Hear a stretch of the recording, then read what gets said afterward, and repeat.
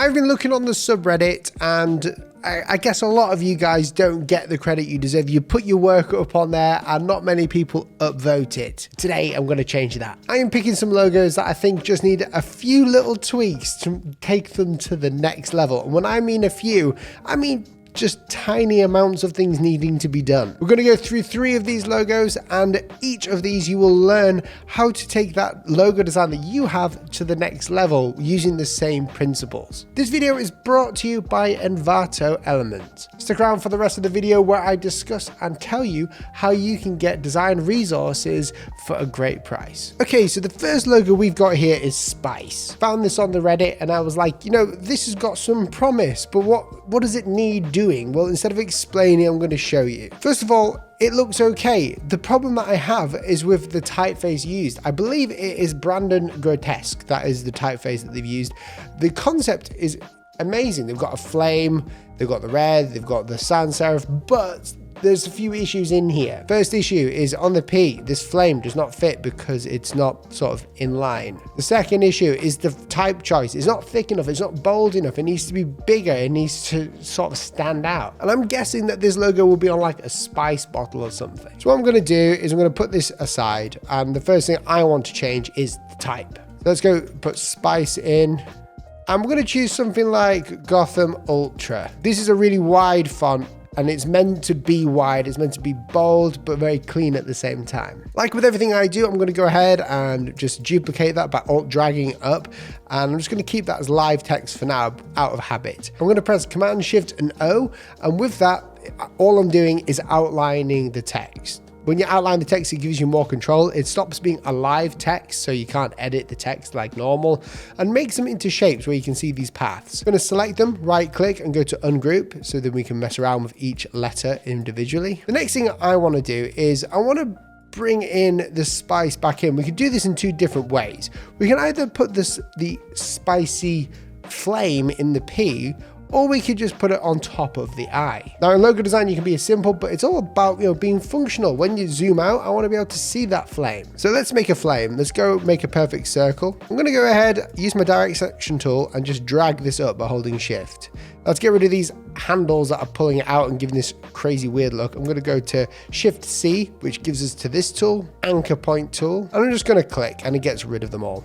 I don't want any anchors on here, and I'm just going to move these ones up to give it a nice look there. Now the negative part of the flame we can easily do with another circle. We'll drag it on top, and I'm just going to use the eyedropper tool to make it white. Then I'm going to rotate with R, and I'm just going to sort of mess around with it, play, see where it looks good. I don't want it looking exactly like Tinder, but I want to get that abstract flame in there that people know about. Now I'm going to drag this, I'm going to alt drag it again so I don't get rid of it. But the problem that we have is we have white, select both of them, press Shift and M, which gives you to the shape builder tool, and we're just going to hold Alt or Option and just drag away those, and we've just got ourselves like a normal shape. Now again, what I could do is duplicate this, and I'm going to go ahead and see what it looks like inside the P. So I'm going to cover the P like so. I'm going to Alt drag my flame down into here. I'm going to invert the colors here actually as well. Make sure this is all in the background so that appears on top. And this just gives it the look like it's in negative space, and we can just see what it looks like when we scale it down.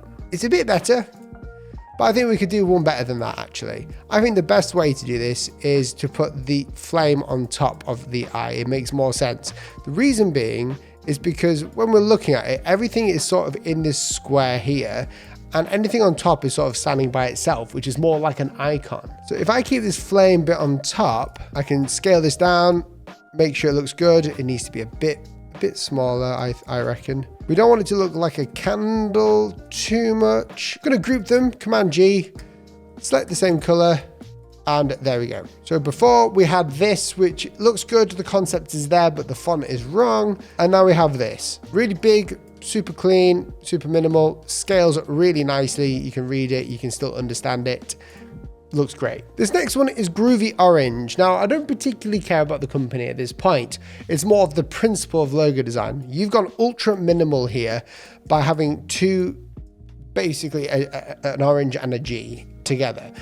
I think you could do better than this. I think you do not need to have the leaf part down here to make the G. I don't think you need a leaf part at all. You could be very geometric and add a bit more detail to this to make Groovy Orange a better icon. So what I'll do to start off with is I'll create a circle. I'm going to use the same color that you've used. I'm going to go ahead, make it a stroke and go to about 60, maybe 70. There we go. That looks good. Then I'm going to go ahead and alt drag this because we're going to use this again. The reason why I bring a guide down is so I can cut them at the right points here, because I want to create like a G at the bottom. So I think we can create a G here very easily. Now the problem that we have here is if I left it like this, it kind of looks a bit too minimal. So what I'll do is I'll create a square, like a rectangle, rotate this 90 degrees, 45 degrees even, duplicate all of this, go to path, outline stroke, merge them all together, scale down to make sure it works.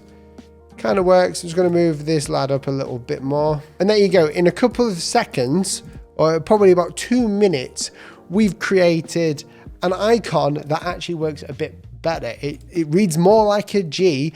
It's less uber minimal. It's got more detail in it, but it's actually more functional. And that is by using the same concept that you've used, I've done this. If you noticed, in all of these designs, I'm using the same concept as you. It's just we're looking at the functions differently and how people perceive them. Okay, and number 3, Vault. This is, I think, a streetwear brand that I saw on the Reddit as well. And what I like about this one is the minimalistic nature of it, the V and the A, that always looks nice together. But it doesn't really speak much to Vault. And I don't mean to be completely literal, but if it's a streetwear brand or anything like a cybersecurity brand, you could be a tiny bit more literal with it. And there are many opportunities in here. Now, the first thing I think of when it's a vault is one of those safes, one big safe.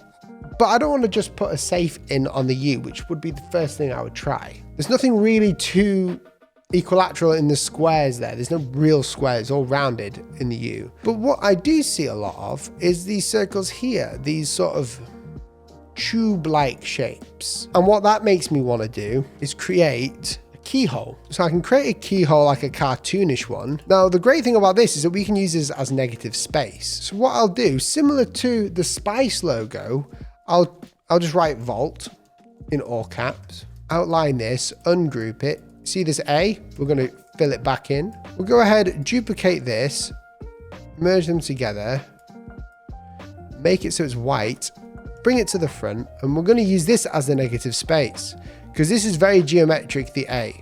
So it's not exactly a vault, but we've got enough connections to make it vaultish.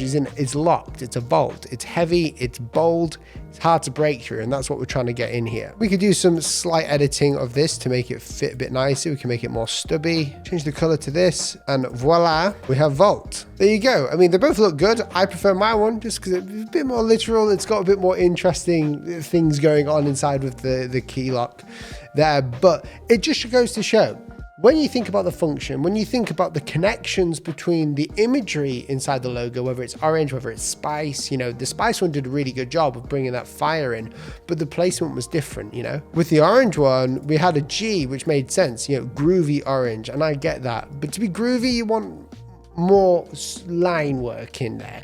So let's make a G of like an O, the descender, and the serif part on top. Let's get that in there to make it work well. Now, no logo is complete without the thing that you need to present it with, which is mockups. Now, Envato Elements have amazing mockups. So Envato Elements allow designers like you to stop wasting time finding all these gems of mockups, fonts, presentation templates, and everything else that you need.